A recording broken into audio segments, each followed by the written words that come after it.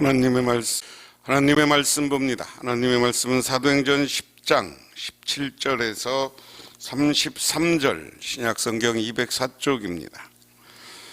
베드로가 본 환상이 무슨 뜻인지 속으로 의아해하더니 마침 고넬료가 보낸 사람들이 시몬의 집을 찾아 문 밖에 서서 불러 묻되 베드로라 하는 시몬이 여기 유숙하느냐 하거늘, 베드로가 그 환상에 대하여 생각할 때 성령께서 그에게 말씀을 하시되 두 사람이 너를 찾으니 일어나 내려가 의심 말고 함께 가라. 내가 그들을 보내었느니라 하시니 베드로가 내려가 그 사람을 보고 이르되 내가 곧 너희를 찾는 사람인데 너희가 무슨 일로 왔느냐? 그들이 대답하되 백부장 고넬료는 의인이요 하나님을 경외하는 사람이라. 유대 온 족속이 칭찬하더니 그가 거룩한 천사의 지시를 받아 당신을 그 집으로 청하여 말을 들으려 하느니라 한데 베드로가 불러들여 유숙하게 하니라. 이튿날 일어나 그들과 함께 갈새 요빠에서 온 형제들도 함께 가니라.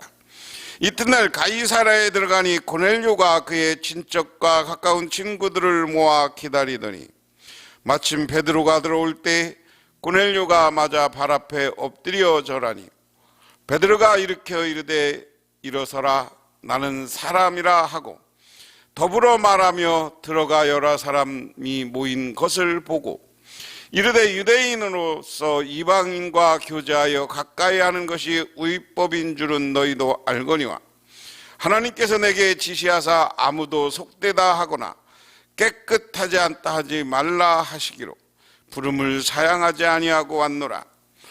묻노니 무슨 일로 나를 불렀느냐?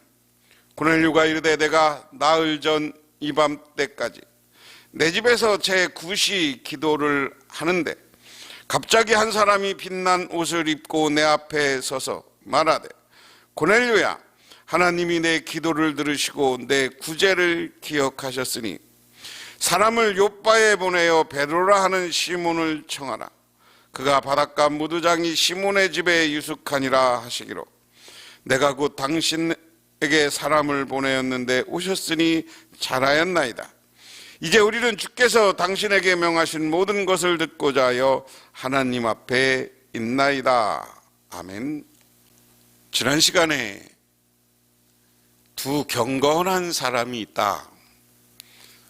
한 사람은 이방인 중에 경건한 고넬료, 한 사람은 유대인 중에 경건한 베드로.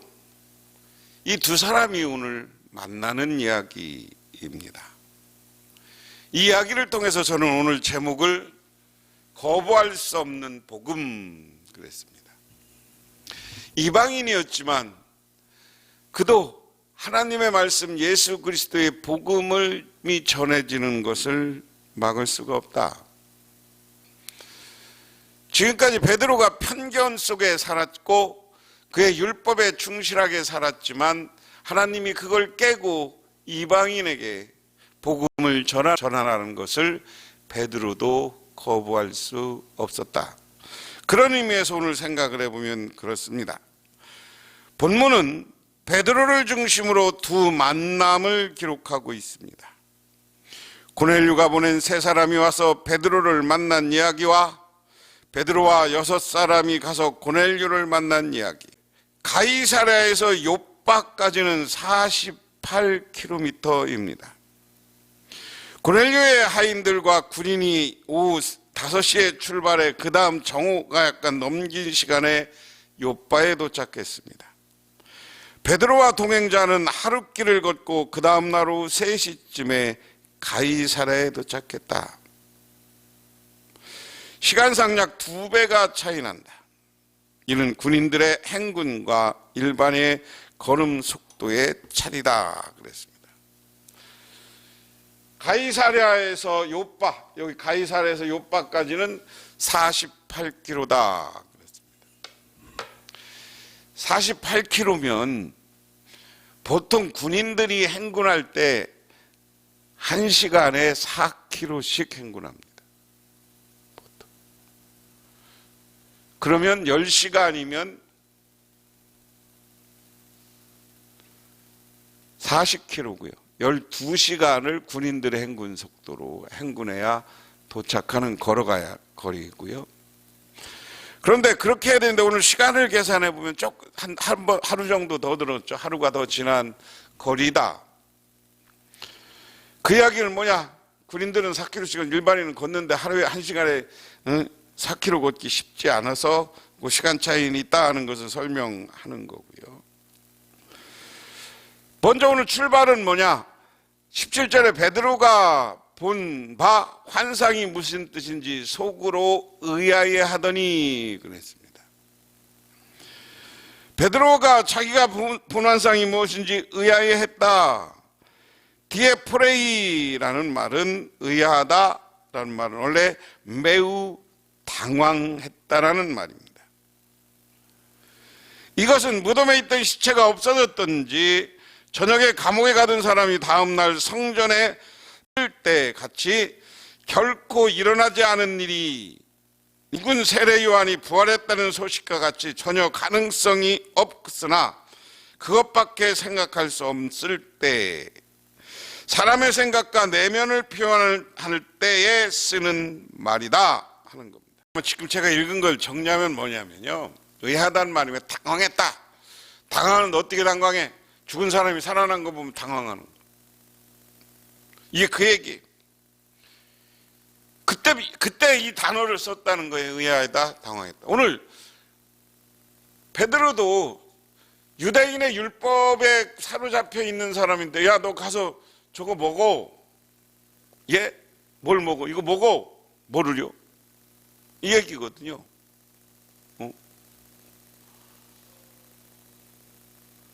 하나님, 내가 깨끗하게 한 게 네가 왜 안 먹어? 이것은 자기의 지금까지 습관과 자기의 상식과 삶을 뛰어넘는 거기 때문에 베드로가 당황했던 거예요. 근데 마침 고넬료가 보낸 사람이 시몬의 집을 찾아와서 여기에 묻되, 시몬이라 하는 베드로가 여기 유숙하냐? 베드로라 하는 시몬이 여기 유숙하냐? 그런데 그때 또 환상 중에 성령이 베드로에게 의아하고 당황해 있을 때, 야, 너를 찾아온 사람 내가 보낸 것이니 아무 말도 하지 말고 가.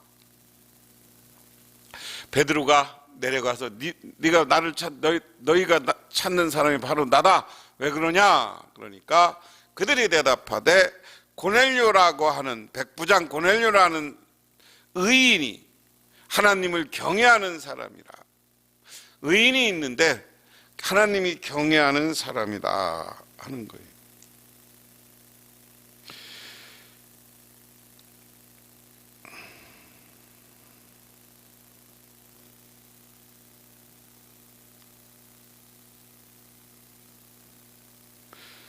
베드로가 너희들이 왜 나를 찾냐라고 했을 때 오늘 이 말씀 속에서는 무엇을 설명하는 겁니까?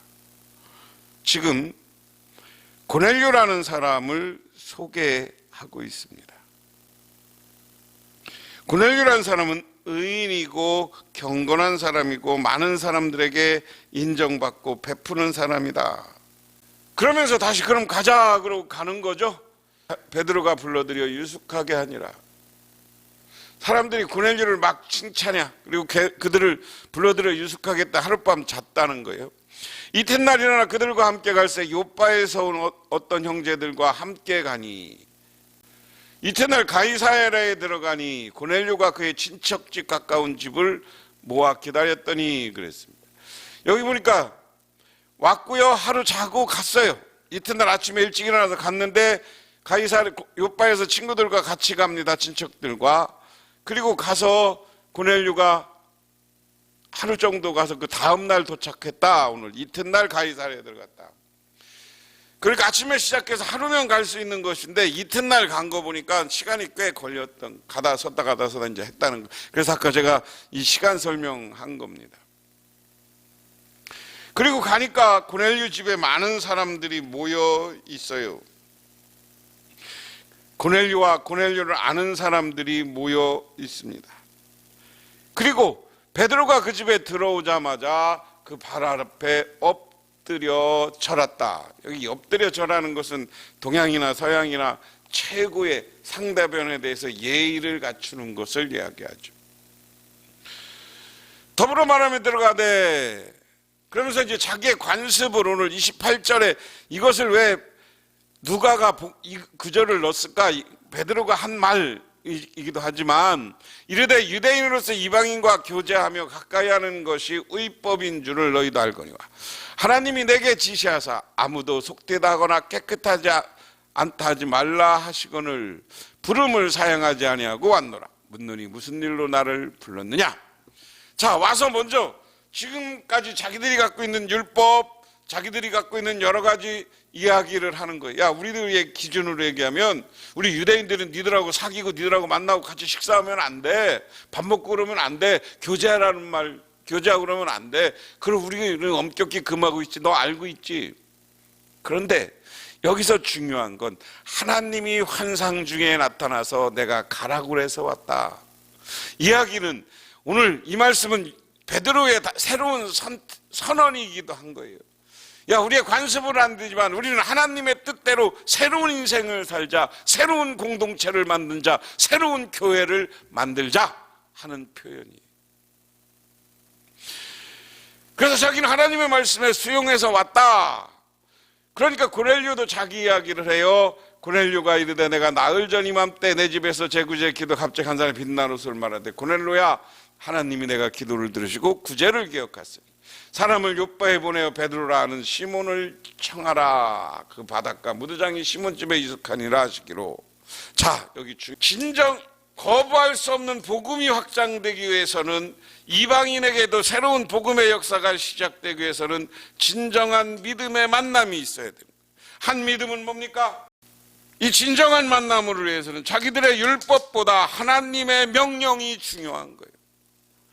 우리가요, 제가 여러 번 간증했지만 제가 어느 교회에 있을 때 그 동네에서 사람들이 행실이 별로 안 좋은 분이 있었어요.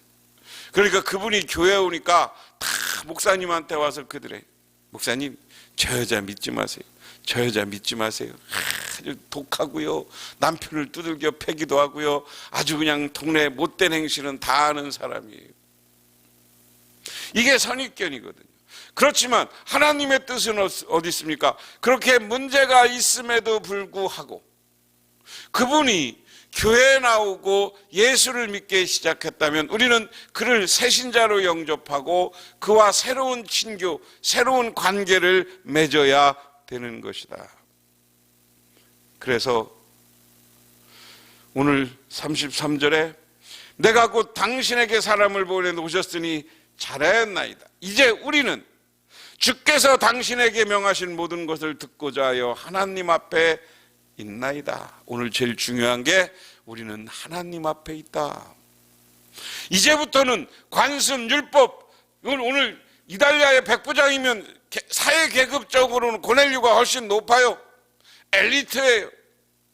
그런 사람이지만 이제 이런 모든 선입견과 관계를 뛰어넘어서 새로운 관계를 맺자는 거예요. 새로운 인생을 살자는 거예요. 새로운 복음의 역사를 시작하는 거예요. 여러분, 우리들도 우리 교회가 작으니까 우리는 안 돼, 부정적인 생각이 있을 수가 있어요. 내가 어디 가서 전도해 보면 전도가 잘 안 되니까 이제 전도의 시대가 아니야. 사람이, 예수 믿는 사람이 부흥의 시대가 아니야. 저도 설교 시간에 그랬지만 그런 핑계 댈 수 있어요. 하지만 누가 뭐라 그래도 우리는 그런 부정적인 생각 속에서도 가서 복음을 전할 때 하나님은 저 거부할 수 없는 복음이 전달되고 그 거부할 수 없는 복음이 전달되는 곳에 새로운 역사와 새로운 놀라운 하나님의 은혜가 있어지는 고 새로운 교회가 세워지고 새로운 우리 교회의 부흥이 역사가 나타나게 될 줄 믿으시기 바랍니다. 기도하겠습니다. 하나님 고맙습니다. 오늘 이 시간 고넬료와 오늘 베드로의 만남을 기억하면서 중요한 것은 안 되지만 하나님의 뜻이라면 순종한다고 했습니다. 우리들 세상의 여러 가지 세상적 관점에서는 안 되지만 하나님 뜻에 순종해가는 우리 모두가 되게 하옵소서. 예수님 이름 받들어 기도드리옵나이다. 아멘.